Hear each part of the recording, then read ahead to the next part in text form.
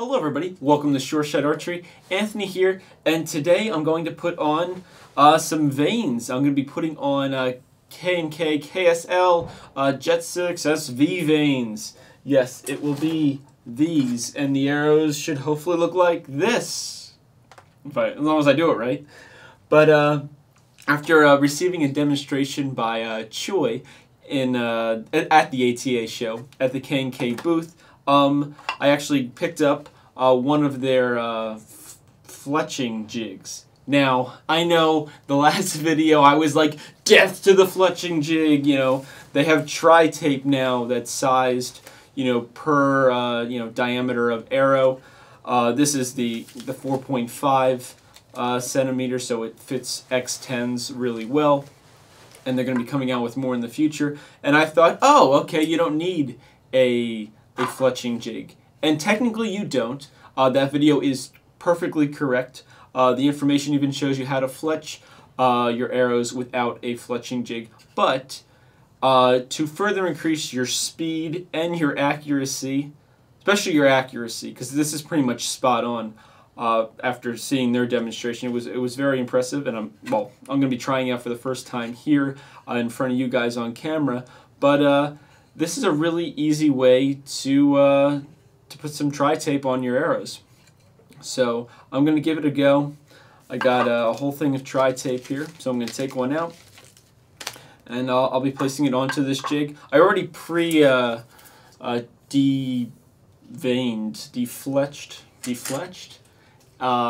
3 arrows, so I'll be testing it out on those because I need new vanes before I go to the Lancaster Classic later this week.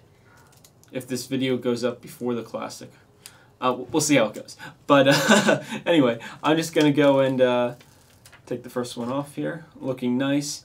Now I did look ahead, and I know for a fact that I need to remove just one of these top pieces, or at least it looked like it was just one. So that came off nice and easy. Sometimes I think I'm a little overzealous with those, and I end up like ripping 2 when I only want 1, or sometimes they do tear a little bit odd. You have to keep an eye on that. It's nothing major. And let's see, I can put it right here in the jig. Okay, it sits nicely, so that looks pretty cool. Let's see how an arrow rolls on it.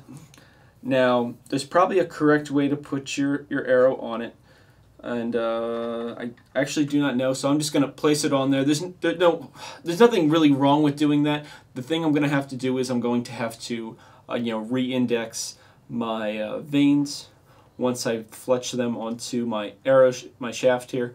But that's easy. I know exactly where my vane should index to, but I'm sure there's an official trick, especially if I bother to read the directions. Okay, anyway, let's put this on here. And down. Alright, so we got it down on fletching jig. And let's go, and we're gonna roll.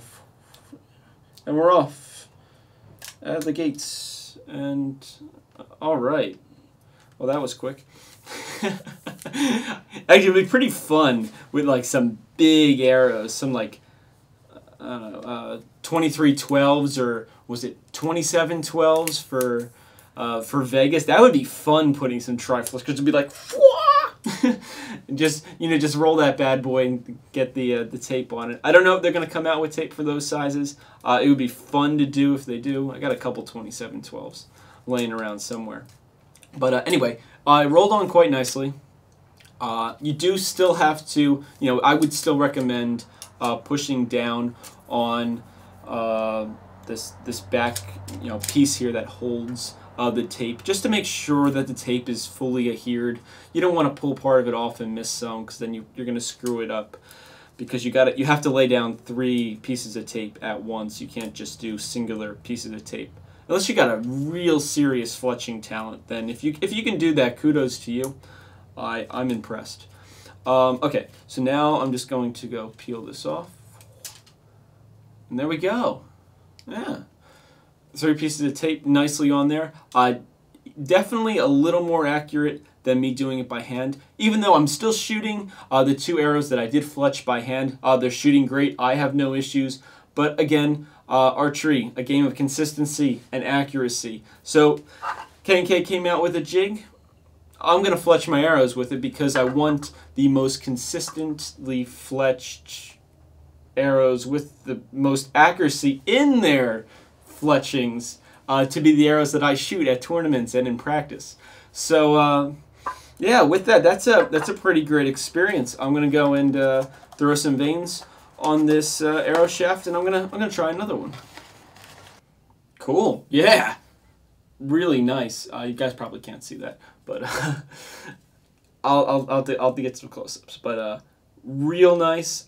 Actually, it looks like it's almost indexed perfectly. So the trick to this would be when you're putting your arrow, when you have your tape down already on here, when you're putting your arrow down, make sure that the first piece of tape that your arrow is going to hit, the one closest to the shelf in here, right here. Boom. Make sure that is facing where you would normally run your main vane. You know, well, generally it would be the vane that's a different color, but you know, the one that sticks out, that's not the one that you don't want facing inwards to your bow. That one, if you set up your nocks so that it's, you know, that's where you want it, that will be the main vane that sticks out, and you're good to go. You won't have to index your nocks and your feathers. You won't have to set them all up again. So that was super easy. That was actually that was completely my accident too. I just thought for a moment there, I was like, we'll give that a try and see what it does, but it works. So really happy with that. I'll have to trim it later. I know I have the tape and stuff out, but I don't want to bore you guys with me trimming tape. Thank you so much for watching. I'll have a link in the description to K&K if you want to learn more about this setup, see what information they have, who's selling them in your local area. And other than that, thank you. Thank you so much for watching. Please like, share, subscribe, and as always, happy shooting.